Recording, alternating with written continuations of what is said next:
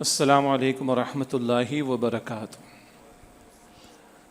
الحمد للہ نحمده ونستعینه ونستغفره ونؤمن به ونتوکل علیہ ونعوذ باللہ من شرور انفسنا ومن سیئات اعمالنا من يهده الله فلا مضل له ومن يضلل فلا هادي له واشهد ان لا اله الا الله وحده لا شريك له واشهد ان محمدا عبده ورسوله صلی اللہ علیہ وعلى آلہ واصحابہ وبارک وسلم تسلیما کثیرا۔ اما بعد فاعوذ باللہ من الشیطان الرجیم، بسم اللہ الرحمن الرحیم۔ فأما الإنسان إذا ما ابتلاه ربه فأكرمه ونعمه فيقول ربي أكرمن وأما إذا ما ابتلاه فقدر عليه رزقه فيقول ربي أهانن۔ صدق اللہ العظیم۔ اللہم صلی علی محمد وعلی آل محمد وبارک وسلم۔ رب اشرح لی صدری ویسر لی امری واحلل عقدۃ من لسانی یفقہوا قولی واجعل لی وزیرا من اہلی، آمین یا رب العالمین۔ قرآن کریم کے آخری پارے میں سورۃ الفجر ہے اور سورۃ الفجر کی آیت نمبر 15 اور 16 کی تلاوت کی گئی۔ ان آیات کا ترجمہ اس طرح ہے، اللہ تعالیٰ نے فرمایا فَأَمَّا الْإِنسَانُ إِذَا مَا ابْتَلَاهُ رَبُّهُ، بس ایسا ہے کہ جب انسان کو اس کا رب ابتلا میں، آزمائش میں مبتلا کرتا ہے، فَأَكْرَمَهُ، پھر اس کا اکرام کرتا ہے، وَنَعَّمَهُ، اور اسے نعمت سے نوازتا ہے، فَيَقُولُ رَبِّي أَكْرَمَنِ، تو وہ کہتا ہے کہ میرے رب نے میرا بڑا اکرام کیا، بڑی عزت مجھے عطا کر دی۔ وَأَمَّا إِذَا مَا ابْتَلَاهُ فَقَدَرَ عَلَيْهِ رِزْقَهُ، اور پھر جب اسے اس کا رب ابتلا میں، آزمائش میں مبتلا کرتا ہے اور اس کے رزق کو تنگ کر دیتا ہے، فَيَقُولُ رَبِّي أَهَانَنِ، پس وہ کہتا ہے کہ میرے رب نے میری اہانت کر دی، مجھے ذلیل کر دیا۔ آگے اور بھی مضامین ہیں مگر ان دو آیات پر ہم توجہ کریں گے۔ قرآن حکیم انسان کی کمزوریوں کا ذکر بھی کرتا ہے، اور بار بار یہ ذکر قرآن کریم میں آتا ہے کہ انسان کو جب نعمت ملتی ہے، مال ملتا ہے، آسائش ملتی ہے، راحت ملتی ہے، دولت ملتی ہے، اختیار ملتا ہے، اقتدار ملتا ہے، تو اکڑ میں بھی آ جاتا ہے، پھولے نہیں سماتا، اور تکبر میں بھی آ جاتا ہے، اور سمجھتے کہ میں تو بڑا ہی خوش نصیب ہوں، میں تو بہت ہی اچھا ہوں، تبھی تو مجھے ملا ہے، اگر میں برا ہوتا، ناپسندیدہ ہوتا تو مجھے مال تھوڑا ہی ملتا، نعمتیں تھوڑا ہی ملتی، اختیار تھوڑا ہی ملتا، اقتدار تھوڑا ہی ملتا۔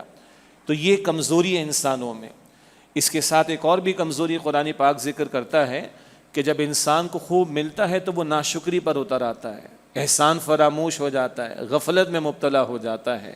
یہ بہت ساری کمزوریاں انسانوں کی جو جا بجا قرآن کریم ذکر کرتا ہے۔ اسی طرح انسان کی یہ کمزوری، ذرا نعمت اس سے واپس لے لی جائے، ذرا مال میں کمی آ جائے، اختیار میں کمی آ جائے، دولت میں کمی آ جائے، آسائش میں کمی آ جائے، راحت میں کمی آ جائے، بڑا پریشان ہو جاتا ہے، میں تو بڑا ذلیل ہو گیا، مجھ سے بڑا محروم کوئی نہیں، میرے تو گزارا ہی نہیں ہوتا، میں تو بڑا محروم کر دیا گیا۔ یہ انسانی کمزوریاں ہیں، اور قرآن کریم یہ بھی بتاتا ہے کہ یہ کمزوریاں، ان کا ازالہ ہو سکتا ہے، انگریزی میں کہیں گے ان کو اوور کم کیا جا سکتا ہے۔ چنانچہ قرآن کریم پھر جا بجا ایمان والوں کا ذکر کرتا ہے۔ ایمان والے بھی تو انسان ہیں، ان کے ساتھ بھی خوشی اور غمی لگی ہوتی ہے، خوشحالی اور تنگدستی لگی ہوتی ہے، امیری اور غریبی لگی ہوتی ہے، عروج اور زوال لگا ہوتا ہے، لیکن ایمان والوں کی شان قرآن کریم کیا بیان کرتا ہے؟ جب ان پر یہ معاملات بیتتے ہیں تو نعمت پر وہ اللہ کا شکر ادا کرتے ہیں، اور اس بات کا اظہار کرتے ہیں کہ یہ بھی امتحان ہے، یہ جو اللہ عطا فرما رہا ہے، نعمت دے رہا ہے، احسان فرما رہا ہے، آسائش دے رہا ہے، رحمت دے رہا ہے، یہ بھی امتحان ہے، مگر اس پر وہ اللہ کا شکر ادا کرتے ہیں۔ اور اگر ان پر کوئی آزمائش آ جاتی ہے، تکلیف آ جاتی ہے، پریشانی آ جاتی ہے، بیماری کا معاملہ آ گیا، اولاد کا انتقال ہو گیا، گھر میں سے کسی فرد کا انتقال ہو گیا، کوئی حادثہ پیش آ گیا، کاروبار میں گھاٹا ہو گیا، نقصان کا معاملہ ہو گیا، تو وہ ٹینشن نہیں لیتے، وہ سب اللہ کا فیصلہ مان کر اس پر راضی رہنے کی کوشش کرتے ہیں۔ یہ ہے انسانی رویوں کے معاملات جو جا بجا قرآن کریم اور احادیث مبارکہ میں بیان کیے گئے، اور یہ معاملہ روزانہ مجھے اور آپ کو 24 گھنٹے پیش آ رہا ہے. اور سچی بات تو ہے کہ اکثر و بیشتر رحمت کا پہلو، نعمت کا پہلو، عطا کا پہلو غالب ہوتا ہے.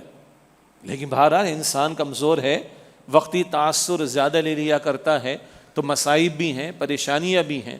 یہ کیفیت ہر وقت میرے اور آپ کے ساتھ جڑی ہوئی. یہ جن 2 آیات کی تلاوت و ترجمہ آپ کے سامنے پیش کیا گیا، یہ سورہ فجر کی آیت نمبر 15 اور 16، آپ نے یقیناً غور کیا ہوگا کہ دونوں آیات میں ابتلا کا لفظ آیا ہے، دونوں آیات میں امتحان کا لفظ آیا ہے، دونوں آیات میں جو ہے وہ اللہ تعالیٰ کی طرف سے آزمائش کا ذکر آیا ہے. اللہ عطا فرمائے، نعمت عطا فرمائے، اکرام فرمائے تو بھی ابتلا ہے، امتحان ہے، آزمائش ہے. اللہ کچھ لے لے، کچھ کمی کر دے، کچھ واپس لے لے، کسی تکلیف میں مبتلا کر دے، یہ بھی ابتلا ہے. الفاظ دوبارہ سنیے. فرمایا کہ فَأَمَّا الْإِنسَانُ إِذَا مَا ابْتَلَاهُ، بس ایسا ہے کہ انسان کو جب اس کا رب اذا ما ابتلاه ربه، جب اس کا رب اسے آزمائش میں مبتلا کرتا ہے. ابتلا آزمائش کے معنی میں فَأَكْرَمَهُ وَنَعَمَهُ، بس اس کا اکرام کرتا ہے، اس کو نوازتا ہے، نعمت عطا فرماتا ہے. فَيَقُولُ رَبِّي أَكْرَمَنِ، بس وہ کہتا ہے میرے رب نے بڑا اکرام میرا کیا. یہ اس شخص کا ذکر ہے جو صاحب ایمان نہ ہو، مجرمین بھی، کفار بھی، اکڑ میں آ جانے والے بھی، کہ یہ دولت کو معیار بناتے ہیں، آسائشوں کو معیار بناتے ہیں. یہ ہے تو ہم بڑے اچھے ہیں، یہ اور اگر مل رہا ہے تو ہم اللہ کے پسندیدہ، تبھی تو ہمیں مل رہا ہے. یہ انداز سورۃ الکہف میں بھی آتا ہے، جو باغ والے کا قصہ سورۃ الکہف میں ہم پڑھتے ہیں، وہاں بھی آپ کو انداز ملے گا، اور دیگر مقامات پر بھی. کہ اگر ہم برے ہوتے تو ہمیں تھوڑا ہی ملتا. اللہ فرما رہے کہ نہیں، یہ تمہیں عطا کیے جانے کا معاملہ، تم پر احسان کیے جانے کا معاملہ، تمہیں نعمت عطا فرمائے جانے کا معاملہ، یہ بھی ابتلا ہے، امتحان ہے. مگر بندہ کیا کہتا ہے؟ فَيَقُولُ رَبِّي أَكْرَمَنِ، میرے رب نے بڑا ہے، میرا اکرام کر ڈالا. اگلی آیت پھر ابتلا کا لفظ ہے وَأَمَّا إِذَا مَا ابْتَلَاهُ فَقَدَرَ عَلَيْهِ رِزْقَهُ، اور پھر جب اسے اس کا رب ابتلا میں مبتلا کرتا ہے، یعنی آزمائش میں مبتلا کرتا ہے، امتحان میں ڈالتا ہے. فَقَدَرَ عَلَيْهِ رِزْقَهُ، اور اس کا رزق اس پر تنگ کر دیتا ہے. فَيَقُولُ رَبِّي أَهَانَنِ، تو وہ کہتا ہے میرے رب نے میری اہانت کر دی، میری توہین کر دی، میری تذلیل کر دی. یہ ہے انسانوں کا اکثر کا رویہ، مجرمین کا بھی ہے، کفار کا بھی ہے. اور بعض مرتبہ اگر ایمان کی دولت سے محرومی ہو جائے، اللہ حفاظت فرمائے، یا ایمان میں کمزوری واقع ہو جائے، تو مسلمانوں کی زبان پر بھی جملے آ جائیں گے، مسلمانوں کے رویوں میں بھی یہ طرز عمل نظر آنا شروع ہو جائے گا. اب اس فلسفے کو ایک اور انداز سے سمجھ لیں. یہ اللہ نے زندگی مجھے اور آپ کو عطا فرمائی. ماننے والے جو اللہ تعالیٰ کو مانتے وہ تو اپنے کلام میں وضاحت فرما رہا ہے. جو خالق کا انکار کرتے ہیں، خدا کے منکر ہیں، کریٹر کے منکر ہیں، ایتھیسٹ ہیں، ملحد ہیں، جن کی تعداد خاصی بڑھ رہی ہے، ان سے الگ ڈیل کیا جائے گا. یہ تو خطاب جمعہ ہے، مسلمانوں کی تذکیر، مسلمانوں کے لیے یاد دہانی کا تذکرہ ہو رہا ہے، یاد دہانی ہو رہی ہے. تو یہاں کوئی خالق کائنات کے وجود پر دلائل دینے کی ضرورت نہیں. مگر جو ایتھیزم میں مبتلا ہوں گے اور جو خدا کے منکر ہوں گے، پہلے تو ان سے خدا کے وجود پر کلام کیا جائے گا. مگر آپ اور جو میں مانے بیٹھے ہیں، ان کا رب یہ فرماتا ہے کہ زندگی کیا ہے. الذی خلق الموت والحیات لیبلوکم ایکم احسن عملا. اللہ نے موت اور حیات کا سلسلہ جو قائم فرمایا ہے، یہ امتحان کے لیے، یہ زندگی امتحان کے لیے. ہر لمحہ، ہر سیکنڈ جو میرا اور آپ کا گزر رہا ہے، اور اس میں جو مجھ پر اور آپ پر بیت رہا ہے، وہ امتحان ہے. کبھی قرآن کریم، یہ سورہ ملک کی آیت نمبر 2 ہے کہ زندگی اور موت اور زندگی کا سلسلہ اللہ نے کیوں قائم فرمایا؟ لیبلوکم ایکم احسن عملا، کہ اللہ تمہارے امتحان لے کہ تم میں سے عمل کے اعتبار سے بہترین کون ہے. کبھی اللہ تعالیٰ ایک اور انداز سے فرماتا ہے سورہ انبیاء کی آیت نمبر 35 میں وَنَبْلُوكُمْ بِالشَّرِّ وَالْخَيْرِ فِتْنَةً، شر اور خیر ہم اس کے ذریعے تمہارے امتحان لے رہے ہیں. وَإِلَيْنَا تُرْجَعُونَ، اور تمہیں ہماری طرف لوٹ کر آنا ہے. یہ زندگی ہے امتحان کے لیے. اگر بندے کو یقین ہو تو خدا کی قسم اتنی ٹینشن فری لائف ہو جائے گی بندے کی، جس کو قرآن کریم سبحان اللہ سورہ نحل میں اللہ فرماتا ہے فَلَنُحْيِيَنَّهُ حَيَاةً طَيِّبَةً، ایمان لا کر عمل صالح کرنے والے، ان کو اللہ فرماتا ہم حیات طیبہ عطا فرمائیں گے. اس زمین پر حیات طیبہ کیا ہے؟ بندہ اللہ کے فیصلے پر راضی رہے، بندے کے دل میں اللہ پر ایمان بھی ہو، اللہ پر، اللہ کے لیے محبت کے جذبات بھی ہو. اللہ پر توکل بھی ہو، اللہ ہی کی ذات کا یقین ہو کہ سب کچھ اس کے اذن اور حکم سے ہو رہا ہے. ہم تقدیر کو مانتے ہیں نا، والقدر خیری والشر من اللہ تعالی، تقدیر اچھی لگے یا بری لگے ہے سب اللہ کے اذن سے. بیماری بھی اللہ کے حکم سے آ رہی، موت بھی اللہ کے حکم سے آ رہی، راحت بھی اللہ کے حکم سے آ رہی، خوشحالی بھی اللہ کے حکم سے آ رہی. یہ ایمان کی دولت اتنی بڑی نعمت ہے کہ خدا کی قسم بہت سی پریشانیوں سے اور ٹینشن سے بندہ آزاد ہو جاتا ہے.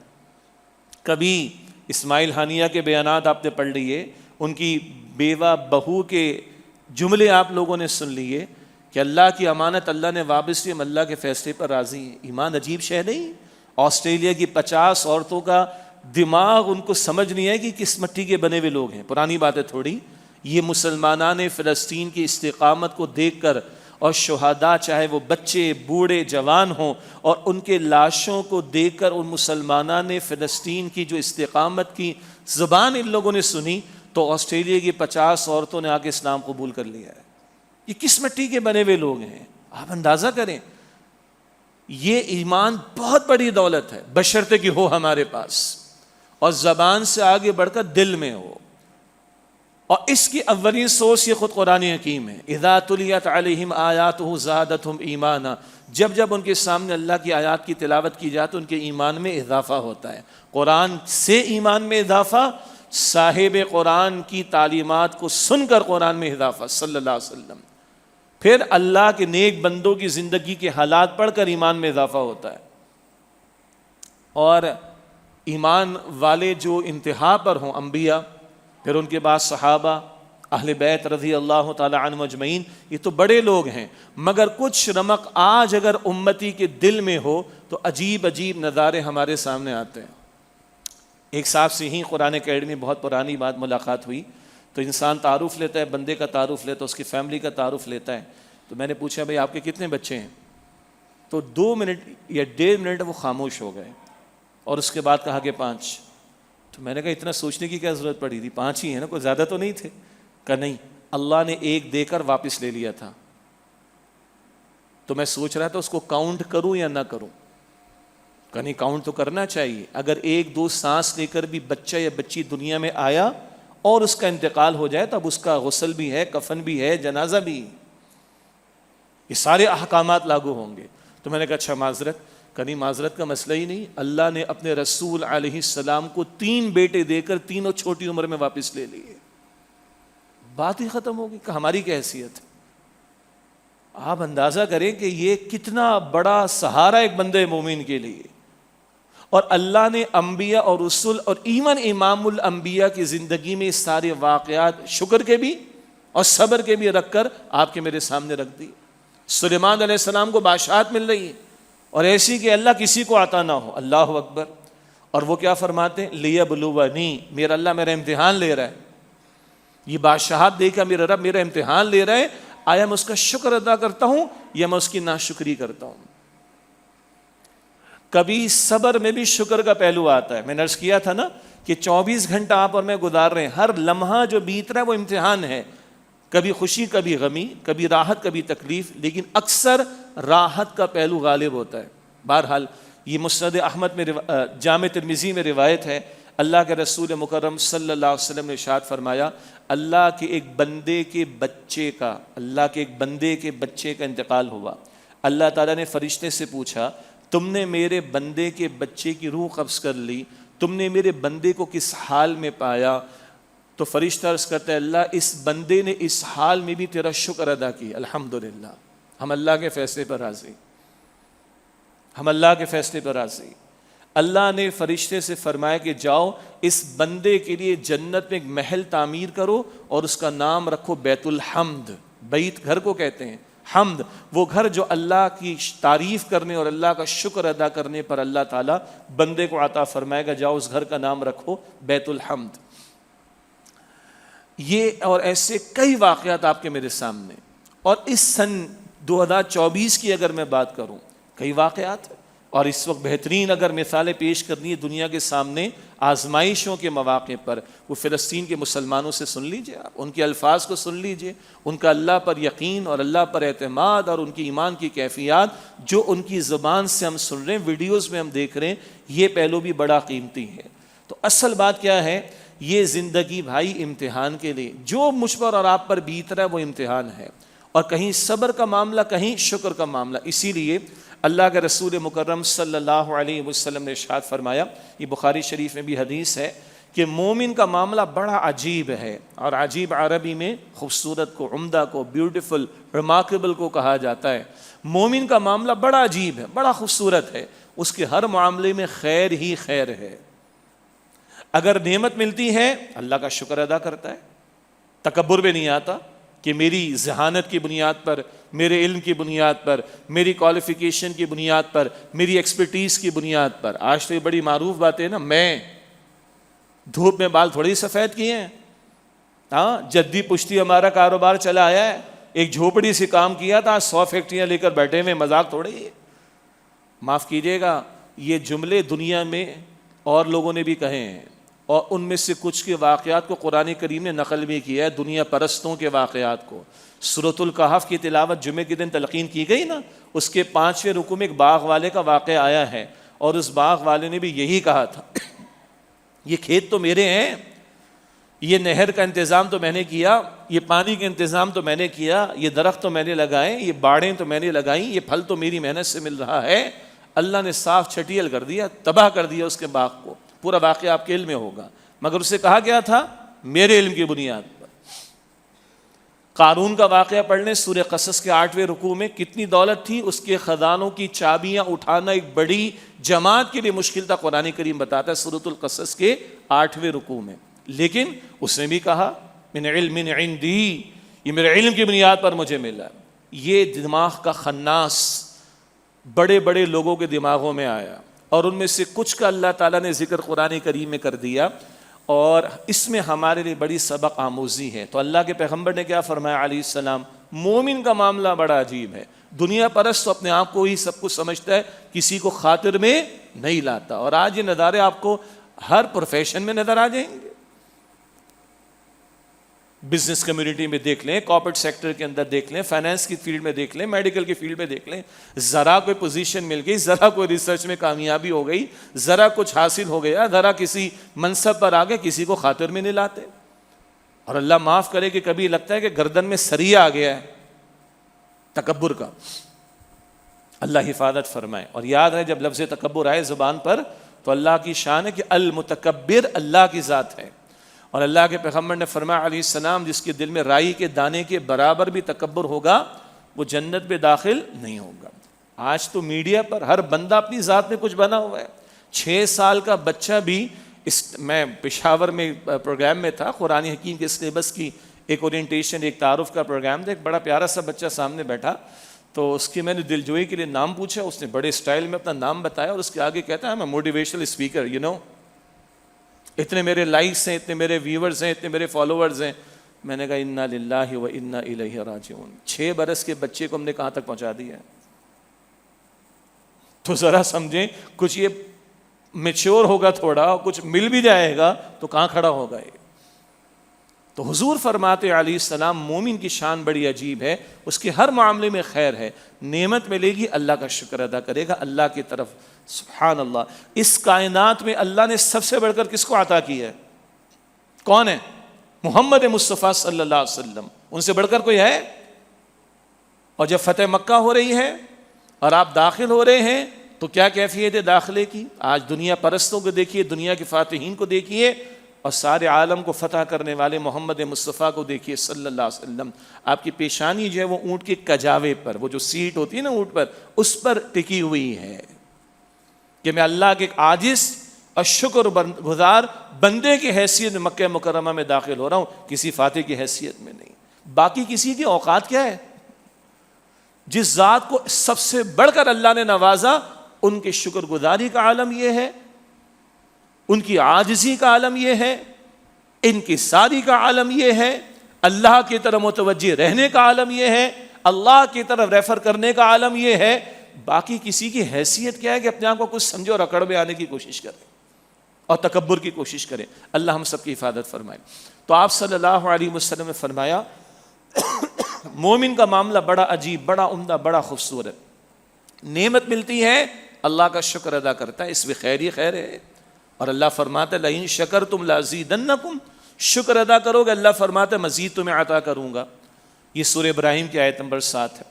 اور اگلی بات اس حدیث مبارک میں آئی، اور جب اس بندہ مومن پر مصیبت آتی ہے، تکلیف آتی ہے، پریشانی آتی ہے، تو وہ اللہ کا فیصلہ مانتا ہے، اللہ کا ہی کل اختیار ہے. النافع، اللہ کی ذات، الضار، اللہ کی ذات، النافع، نفع کا کل اختیار رکھنے والا، الضار، نقصان کا کل اختیار رکھنے والا. تو آئی ہے تو اللہ کے اذن سے مصیبت آئی ہے، پریشانی آئی ہے، تکلیف آئی ہے، امتحان ہوا، آزمائش آئی ہے، بندہ صبر کرتا ہے اور اللہ کے فیصلے پر راضی رہتا ہے. اس میں بھی خیر ہی خیر ہے. اور اگلا جملہ بڑا اور قیمتی ہے، فرمایا یہ کیفیت مومن کے سوا کسی کو نہیں مل سکتی. کیا؟ مصیبت پر صبر اور نعمت پر شکر کا معاملہ. ورنہ انسان ایمان سے دور ہو، کچھ تکلیف بڑھ جائے تو خودکشیاں کر لیتا ہے، کسی دوسرے کی تکلیف کو دیکھ کے برداشت نہیں کر پاتا، انتقال ہو جاتا اس کا، اتنا تاثر لے لیتا اس کا. یہ کیفیت مومن کی سوا کسی کو نہیں. اور آج ہم اپنا جائزہ لے لیں، اگر مصیبتوں پر شکوے ہیں، مطلب کتنے ہی لوگ ہیں جن کو میں نے بھی سنا، آپ بھی سنتے، جی گزارا نہیں ہو رہا. اللہ اکبر کبیرہ. گزارا نہیں ہو رہا کا مطلب کیا ہے؟ 2.5 لاکھ تو کچن میں جا رہے ہیں کم سے کم، 2-2.5 لاکھ بچوں کی فیس پر جا رہے ہیں، گاڑی برانڈڈ چاہیے ہر دوسرے سال چینج کرنی، اسمارٹ فون برانڈڈ چاہیے ہر 6 مہینے پہ چینج کرنا ہے، شادی بیاہ پہ 1.5-2 کروڑ کوئی ایشو نہیں ہے. اور آگے سے کیا کہتے ہیں؟ گزارا نہیں ہو رہا. ناشکری ہے. اس دنیا میں کتنے، رمضان شریف کے بعد کچھ ملاقاتیں کچھ ساتھیوں سے ہوئیں، وہ دورہ ترجمہ قرآن کے پروگرام سے ہمارے ساتھ تھے، تو پھر ان سے انڈیویجول ملاقات ہوئی. یہ شکوے آئے زبان پر، بھائی یہ بڑا مسئلہ ہے، میں اس کا قائل ہوں کہ اس وقت معاشی جبر ہے، اس کی نفی ہم نہیں کرتے، مگر ذرا اپنے سے نیچے والوں کو جھانک کر دیکھ لیں. رسول اللہ علیہ السلام نے فرمایا کہ دنیا کے معاملات میں اپنے سے نیچے والوں کو دیکھ لیا کرو. کتنے کروڑوں سے مجھے اور آپ کو اللہ تعالیٰ نے بہتر بنائے. میرے ایک نوجوان تھے، ایک ذرا بڑی عمر کے صاحب تھے، میں نے دونوں سے یہی کہا، میں نے کہا آپ مجھے گن کے بتائیے آپ کتنے لوگوں سے بہتر ہیں، 100 سے، 50 سے، 200 سے، 500 سے؟ کہ نہیں بہت زیادہ. میں نے کتنے اندازن؟ کا لاکھوں سے. تو میں نے شکوہ کس بات کا ہے؟ یہ جو جسم ہے نا ہمارا، اس کے جو پارٹس ہیں، پارٹس آف باڈی، یہ جو مصنوعی لگائے جاتے ہیں، تو یہ شاید پہلے بھی کبھی میں نے ذکر کیا تھا. تو ایک صاحب نے باہر جا کر اپنی ایویلویشن کرائی بالوں کے علاوہ، تو کہتے ہیں میرا جسم ہی 5 کروڑ کا تو ہے. میں نے کہا وہ بھی مصنوعی اعضاء لگیں گے، آرٹیفیشل، وہ اوریجنل کا ریپلیسمنٹ نہیں ہو سکتے. صرف باڈی کہتے ہیں ایویلویٹ کرائیے تو 5 کروڑ کی ہے بالوں کے علاوہ. اندازہ کر لیں آپ اس کا. کیا جملے ہم کہتے ہیں، ہمارا گزارا نہیں ہوتا. ذرا اپنے سے نیچے والوں کو دیکھ لیں، جو جی کیا کریں، کرائے کا گھر ہے. اچھا گھر تو ہے نا آپ کے پاس، کچھ کے پاس وہ بھی نہیں ہے. وہ جی کیا کریں، ہماری جو ہے وہ چھت ہے وہ تپش کی وجہ سے گرم ہو جاتی. اچھا باہر ذرا جھانک کر دیکھ لو، کتنے کپڑے باندھ کر اس کے اندر سو رہے ہوتے ہیں اور کتنے فٹ پاتھ پر لیٹ رہے ہوتے ہیں. کبھی غور کیا ہم نے؟ کس بات کا شکوہ ہے ہمارا؟ کس بات کے جملے کے گزارا نہیں ہوتا ہمارا؟ اللہ تعالیٰ ناشکری سے بچائے. ہاں اس کا یہ مطلب نہیں ہے، کیونکہ سوالات بہت سارے آتے ہیں، اور آج کل تو ماشاءاللہ میڈیا پر اتنی بمبارڈمنٹ ہے، آیت ایک ہوگی 100 قسم کے مفاہیم لوگ بیان کرتے ہیں، اور دیکھنے والے اگر چند ہزار ہو تو لاکھوں سوالات کھڑے کر دیتے ہیں. اچھا جی ہر بات پر ہم جو ہے وہ صبر کریں؟ نہیں، ایسا نہیں ہے.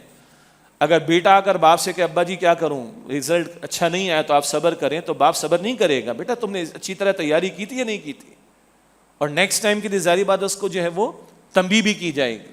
ایک قاتل نے کسی کو قتل کر دیا تو وہ یہ کہ جی صبر کیجئے، کیا کرے؟ ایسا نہیں ہوگا، مجرموں کو سزا دی جائے گی. اور آج ہم جو اپنی اس قوم کا حشر دیکھ رہے ہیں، ہمارا جھوٹ، ہماری وعدہ خلافی، ہماری گالم گلوچ کی زبان، ہماری امانتوں میں خیانت، یہ منافقین کا طرز عمل، لوٹ مار، رشوت، اپنے اختیار کا غلط استعمال کرنا، 2 نمبر کا 1 نمبر کا بتا کر بیچنا، ان حرکتوں کی بنیاد پر آج ہم مصیبتوں کا شکار ہیں، تو کیا کرے جی؟ صبر ہی کرنا ہے نا، یہ نہیں چلے گا۔ عمل سے فارغ ہوا بنا کے مسلمان بنا کے تقدیر کا بہانہ یہ نہیں چلے گا، ورنہ پھر ہم کسی کو پتھر مارے اور ہم کہیں گے جی صبر کرو، صبر کرے گا؟ کہے گا مار تو تم رہے ہو بھائی۔ تو تقدیر کا غلط مفہوم بھی نہ لیا جائے، اور اپنی ذلت اور رسوائی کے لیے بہانے نہ پیش کیے جائیں۔ ایویلویشن بھی کی جائے گی، کریکشن بھی کی جائے گی، اصلاح کی بھی کوشش کی جائے گی۔ یہ موضوع اپنی جگہ پر ہے، یہ اس وقت میرا موضوع نہیں۔ اس وقت موضوع کیا ہے؟ یہ زندگی امتحان ہے، جو بیت رہا ہے وہ امتحان ہے، اور اللہ آپ کا میرا امتحان لے کر یہ دیکھ رہے ہیں کہ ہم میں سے عمل کے اعتبار سے بہترین کون ہے۔ اور اللہ کے پیغمبر فرما رہے صلی اللہ علیہ وسلم، یہ مؤمنانہ شان کیا ہے؟ نعمت پر بندہ شکر ادا کرتا ہے، اور مصیبت پر بندہ صبر کرتا ہے۔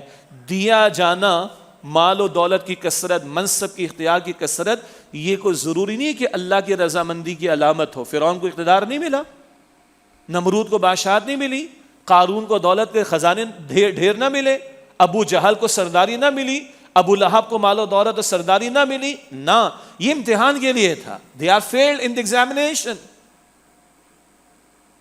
اور اللہ نے اپنے پیغمبر کو بادشاہت دی، سلیمان علیہ السلام کو، کہنے میرے امتحان ہو رہا ہے، اور وہ کامیاب ہے اللہ کے ہاں، وہ ہے بھی پیغمبر۔ صبر کا امتحان دیکھنا ہو، ایوب علیہ السلام قرآن کریم ذکر کرتا ہے، تفاسیر میں آپ کو تفسیر ملے گی، 18 برس تک بیمار رہے، 18 سال تک اللہ کے پیغمبر صبر کرتے رہے۔ اللہ نے وہ مثال بھی رکھ دی، اور لقد کان لکم فی رسول اللہ اسوۃ حسنہ، یقیناً تمہارے لیے رسول اللہ صلی اللہ علیہ وسلم کی زندگی میں بہترین نمونہ موجود ہے۔ اللہ کے رسول کی زندگی میں سب کچھ ملتا ہے مجھے آپ کو۔ اگر اللہ کے رسول کو اختیار بھی ملا ہے، اقتدار بھی ملا ہے، تو وہ اللہ کی اللہ کی تعلیم کے مطابق استعمال ہوا مخلوق کی بھلائی کے لیے۔ پھر بھی اللہ کے رسول کا اپنا لیونگ سٹینڈرڈ کیا رہا؟ اللہ اکبر، عام مسلمان گھرانوں میں خوشحالی آ گئی تھی فتح خیبر کے بعد، مگر اللہ کے رسول نے اختیاری فقر ہی اختیار کیا، جس پر وہ ازواج مطہرات کا ایک تقاضا آیا، اور آیت تخییر سورہ احزاب میں 21 پارے اختتام پر وہ اللہ تعالیٰ نے نازل فرما دی، تفصیل کا موقع نہیں، اور صحابیات نے حضور کا ساتھ دیا اختیاری فقر ہی اختیار کرنے میں۔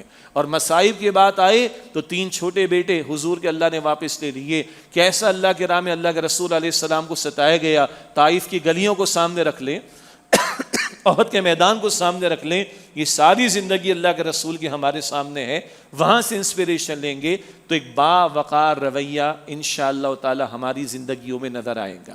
نقطہ کیا تھا؟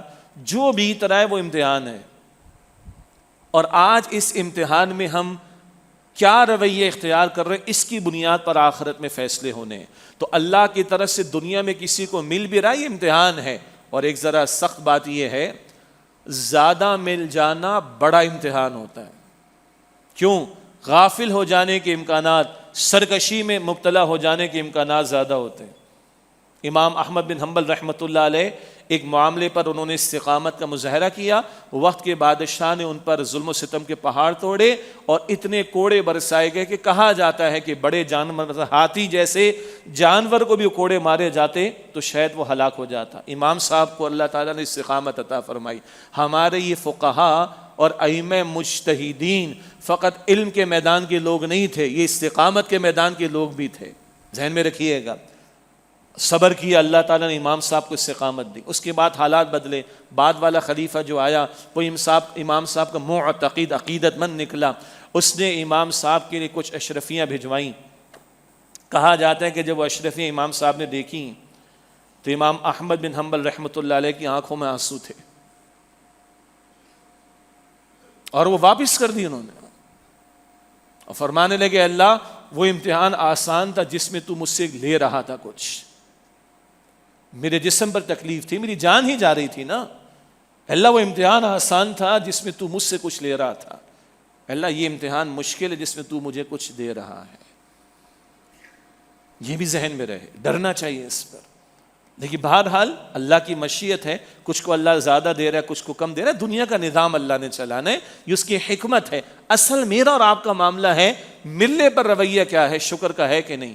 اللہ کا احسان ماننا اور اس کا شکر بجا لانا، اور ان وسائل کو جو اس کی نعمت اللہ کی اطاعت میں استعمال کرنا، نہ کہ نافرمانی میں۔ کیا میں یہ شکر کا رویہ اختیار کر رہا ہوں؟ اور مصیبت کا معاملہ آ جائے تو اس پہ میں صبر کر رہا ہوں کہ نہیں؟ اور صبر پر بھی اللہ فرماتا ہے وَبَشِّرِ الصَّابِرِينَ، صبر کرنے والوں کو اے نبی علیہ السلام بشارت دیجئے۔ الَّذِينَ إِذَا أَصَابَتْهُمْ مُصِیبَۃٌ، جب ان پر کوئی مصیبت آتی ہے، قَالُوا إِنَّا لِلَّهِ وَإِنَّا إِلَيْهِ رَاجِعُونَ، وہ کہتے ہیں بے شک ہم اللہ کے ہیں اور ہمیں لوٹ کر اللہ تعالیٰ ہی کی طرف جانا ہے۔ أُولَٰئِكَ عَلَيْهِمْ صَلَوَاتٌ مِّن رَّبِّهِمْ وَرَحْمَةٌ، بڑا پیارا بیان۔ یہ وہ لوگ ہیں جن پر ان کے رب کی طرف سے عنایات اور رحمت ہے، وَأُولَٰئِكَ هُمُ الْمُهْتَدُونَ، اور یہی لوگ ہدایت یافتہ ہیں۔ اللہ تعالی ہمیں ان میں شامل فرمائے۔ تو حدیث میں بھی آیا مومن کا معاملہ بڑا عجیب، نعمت کے ملنے پر شکر ادا کرتا ہے، خیر ہی خیر ہے، اور مصیبت کے آنے پر صبر کرتا ہے، خیر ہی خیر ہے۔ اور آپ صلی اللہ علیہ وسلم نے فرمایا کہ مومن کے سوا کسی کو یہ شان، یہ کیفیت میسر نہیں آتی۔ اس لیے میں نے کہا تھا جتنی انسانی کمزوریاں ہیں، آج کل دورہ ہے سائیکالوجی کا، نفسیات کے پڑھانے کا، حد یہ ہو گئی ہے کہ بڑے بڑے موٹیویشن اسپیکرز تو پڑھا ہی رہے سائیکالوجی، اب کچھ دیندار بھی ٹیگ اسلامک ہے، ٹچ اسلامک ہے، مگر وہ سائیکالوجی، ویسٹرن سائیکالوجی ہمیں پڑھا رہے ہیں، اور 50,000 روپے چارج کرتے ہیں، لاکھ روپے چارج کرتے ہیں۔ خدا کی قسم کبھی کبھی ہنسی چھوٹ جاتی ہے۔ یہ اللہ کی کتاب، اس کا موضوع ہی انسان ہے، اس کو فراموش کر کے محمد مصطفیٰ صلی اللہ علیہ وسلم جو رحمت للعالمین ہیں، وہاں سے بڑھ کر سائیکالوجی کہیں ملے گی؟ ریلیٹ کرنا ایک شے ہے، اپنی اصل کو فراموش کر کے وہ ویسٹرن سوسائٹی سے مادہ پرستانہ سوچ کے تحت آئی ہوئی سائیکالوجی ہم پڑھانا چاہیں گے تو پھر مادہ پرستانہ سوچ والا ذہن ہی ڈیولپ ہوگا، پھر ماں باپ بوجھ لگیں گے، کماتا میں کھلاؤں ماں باپ کو؟ انا للہ و انا الیہ راجعون۔ کبھی آفس کا، ادارے کا، یا خاندان کا، یا محلے کا کوئی معذور شخص بڑا فیل ہوگا ہمیں کہ یہ تو میرے ٹائم کو کھا جائے گا۔ سائیکالوجی تو یہ پڑھا رہی ہے نا مجھے اور آپ کو، ماڈرن سائیکالوجی۔ تو اس قرآن کو فراموش کر کے نہ اس کا، یہ تو ہے خالق کا کلام، اور خالق سے بڑھ کر انسانی نفسیات کو کون جانے گا؟ الا یعلم من خلق، اللہ فرماتے سورۃ الملک میں، کیا وہ اللہ ہی نہ جانے گا کہ جس نے پیدا فرمایا؟ تو خدا را اس قرآن کی طرف رجوع اور رسول اللہ علیہ السلام کی تعلیم کی طرف رجوع، وہ مان کر پھر سمجھنا چاہے تو کوئی ایشو نہیں ہے، اپنی اپنی فیلڈ کے اعتبار سے ریلیٹ کرنے میں کوئی ایشو نہیں ہے، مگر اقرا ہوگا بسم ربک کے ساتھ۔ آج ترجیحات بدل گئیں یا ختم ہو گئیں؟ اقرا پڑھائی ضرور ہو، دنیا کو ایکسپلور کرنے کرو، مگر بسم ربک کے ساتھ، رب کے نام کے ساتھ۔ اب رب کے نام کو ایک طرف کیا تو ذہن وہ خالص مادہ پرستانہ سوچ والا بنتا ہے۔ پھر قارون بھی کہتا ہے تو میرے علم کی بنیاد پر مجھے ملا ہے، باغ والا بھی کہتا ہے یہ تو میری محنت کی بنیاد پر۔ یہی ریفلیکشن آج اکثر و بیشتر ہماری زبانوں پر، we have done this, yes we can, جملے نہیں آج۔ What does it mean? مسلمان تو کہتے نہیں انشاءاللہ میں یہ کر لوں گا۔ سبحان اللہ، زمین آسمان کا فرق ہو جاتا ہے مادہ پرستانہ سوچ میں اور ایک ایمان کی بنیاد پر ڈیولپ ہونے والی سوچ میں۔ اللہ ایمان کی حرارت اور ایمان کی دولت ہم سب کو عطا فرمائے۔ دو باتیں مختصر کرنی۔ پاکستان میں قومی اسمبلی میں 2 ممبران قومی اسمبلی، جن میں سے ایک مصطفیٰ کمال صاحب ہیں جو ہمارے مسجد کے نمازی بھی ہیں، ایم کیو ایم سے ان کا تعلق ہے، اور ایک علی محمد خان صاحب نے جن کا پی ٹی آئی سے تعلق ہے، ٹیکنیکلی سنی اتحاد کونسل۔ ان دونوں حضرات نے گزشتہ دنوں قومی اسمبلی میں انسداد سود یعنی سود کے خاتمے کے حوالے سے بھرپور آواز اٹھائی۔ اللہ تعالیٰ ان دونوں کو جزائے خیر عطا فرمائے۔ ہمارے کسی سے سیاسی اختلاف وہ اپنی جگہ، مگر دین کے مشترکہ معاملات پر جب کہیں کوئی بات اٹھے گی ہمیں اپنا وزن اس میں ڈالنا چاہیے۔ اس مسجد کے حضرات تو گواہ ہیں جو بھی یہاں نماز ادا کرتے ہیں اور جو لوگ لائیو یا بعد میں معاف کیجیے گا ریکارڈنگ سنتے ہیں۔ ہم تو برسوں سے یہ بات کر رہے ہیں، لیکن الحمدللہ ممبران قومی اسمبلی کی طرف سے اس بات کا اٹھنا، ایک 14 منٹ کی تقریر اور دوسری غالباً 8 یا 10 منٹ کی تقریر، یہ خوشائن بات ہے۔ اور اللہ کرے کہ ہمارے ریاستی اداروں کو چلانے والے اور ہمارے حکمراں وہ صحیح فیصلے کریں۔ ہمارا بھی کہنا یہ ہے، باقی تفصیلات تو علم میں ہیں۔ 2 برس پہلے 2022 کے رمضان میں فیڈرل شریعت کورٹ کا فیصلہ آیا، پھر وہی فیصلہ جو پرانا تھا کہ بینک کا جو سود ہے، یہ بینک انٹرسٹ، یہ ربا ہے جو حرام ہے ہمارے دین میں، اس کو جلد از جلد ختم کیا جائے.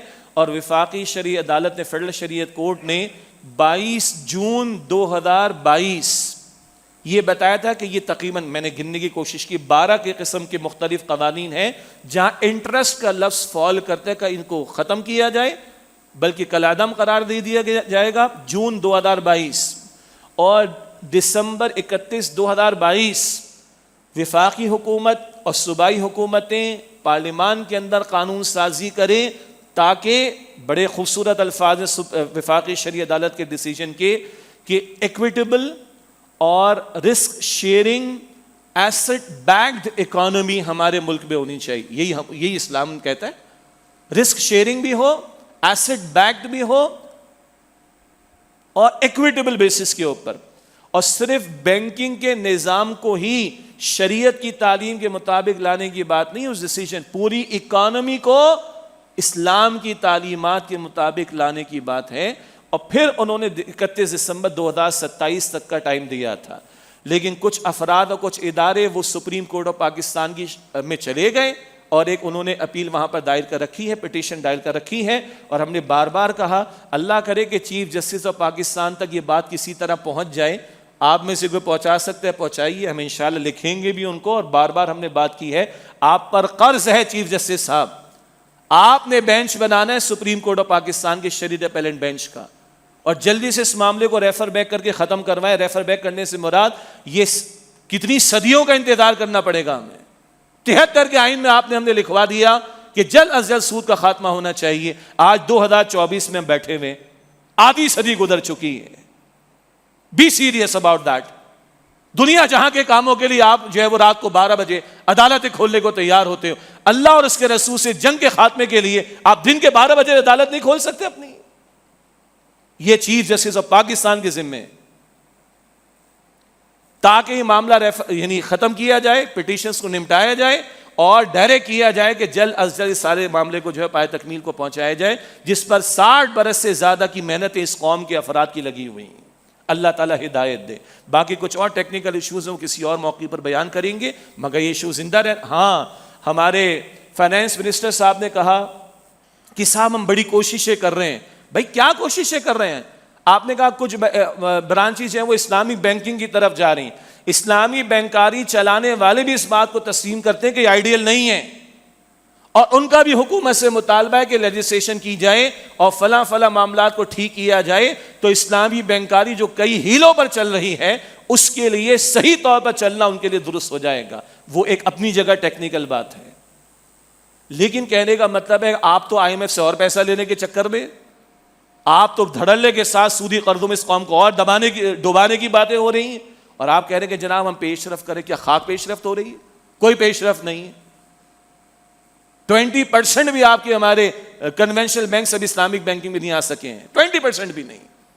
اور جتنی اسلامک بینکنگ ہے وہ اپنی جگہ، اس پہ کوشچنز ہیں، وہ ہمارا ابھی اس وقت بحث کا موضوع نہیں، مگر اس کے چلانے والے بھی کہتے ہیں بھائی بہت کچھ ابھی کرنا باقی، حکومت نے کرنا ہے. تو خدا را اس کو سیریس لیا جائے. ہمارا بچہ 2.5-3 لاکھ روپے کا مقروض ہے اس وقت، اور یہ قوم کے مسائل حل نہیں ہوں گے. دونوں ہمارے جو ممبران قومی اسمبلی مصطفیٰ کمال صاحب نے اور علی محمد خان صاحب نے صحیح کہا، اللہ اور رسول سے جنگ کرتے رہے ہم اور کرتے رہیں گے. تو کیا خاک اس پاکستان کے حالات درست ہونے؟ اللہ ہمارے حکمرانوں کو، ریاستی اداروں کو ہمت دے، توفیق دے کہ اللہ اور اس کے رسول سے جنگ کریں. ان میں سے کچھ کو تو کتنی مرتبہ اقتدار مل چکا ہے، موت کسی وقت بھی آ سکتی ہے. بھائی کیا جواب دو گے اللہ کے سامنے؟ تو اس بات کا خوف نہیں؟ جتنے مقتدر طبقات، ریاستی ادارے اور حکمران، سب کی بات کر رہا ہوں میں، جس کے پاس اقتدار ہے اور اختیار ہے، قوت ہے، آج اگر تم اللہ اور اس کے رسول سے جنگ کے خاتمے کے لیے استعمال نہیں کر رہے، تم نے مرنے کے بعد جواب نہیں دینا اللہ تعالیٰ کو. ہم تو 5 بچوں کا جواب دینے کا سن کر رونگٹے کھڑے ہو جاتے کہ اللہ پوچھے گا اولاد کے بارے میں، 25 کروڑ کے بارے میں اللہ تعالیٰ پوچھے گا. سوچیے کیا حالت ہوگی. اللہ ہمارے حکمرانوں کو ہمت دے. یہ جذبات ایمانداری سے میں عرض کر رہا ہوں، یہ غیرت دینی کی بنیاد پر ہے. ہر مسئلے کے لیے پوری دنیا میں آپ کھڑے ہو جاتے ہو اور اللہ اس کے رسول سے جنگ کے لیے ہم سیریس ہونے کی کوشش نہیں کر رہے ہیں. تو ان دونوں ممبران کو بھی اللہ جزائے خیر عطا فرمائے. پارلیمنٹ میں بات اٹھے, چیف جسٹس تک بھی بات پہنچے, اللہ ان کو بھی اس کی ہدایت عطا فرمائے اور حکمرانوں کو, ریاستی اداروں کو بھی توفیق عطا فرمائے تاکہ ہماری جان چھوٹے. اللہ سے جنگ ختم کریں گے تو کوئی رحمت اللہ تعالیٰ کی برسیں گی, ہمارے حالات سنوریں گے. اللہ تعالیٰ ہمیں اس کی توفیق عطا فرمائے. وآخر دعوانا ان الحمد للہ رب العالمین.